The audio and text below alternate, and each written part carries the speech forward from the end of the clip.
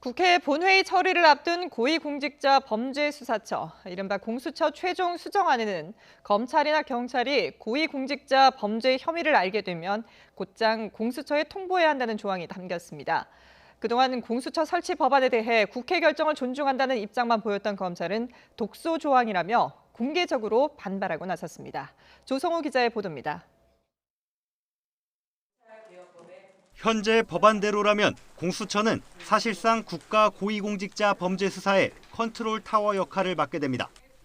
자유한국당을 제외한 4+1 협의체 합의 과정에서 추가된 조항들 때문입니다. 검찰과 경찰이 수사하다가 고위공직자 범죄를 포착하면 즉시 공수처에 통보하도록 했습니다. 이후 공수처가 통보받은 사건을 직접 수사할 건지 회신하도록 했습니다.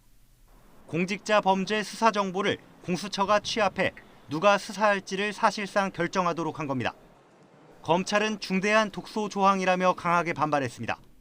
대검찰청 관계자는 공수처는 고위공직자 등을 수사하는 반부패 기구일 뿐 검경의 상급기관이 아니어서 수사 착수 내용을 통보받을 이유가 없다고 밝혔습니다. 앞서 청와대와 법무부는 검찰이 조국 전 법무부 장관 관련 압수수색을 미리 보고하지 않은 것에 대한 불편한 심기를 드러냈습니다.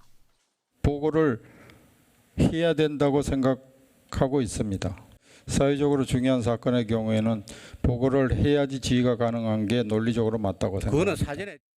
검찰은 대통령과 여당이 임명에 관여하는 공수처장과 공수처 검사들이 검경 수사 내용을 검열하게 되고 청와대 여당 등의 수사기밀이 누설될 위험도 크다고 지적했습니다.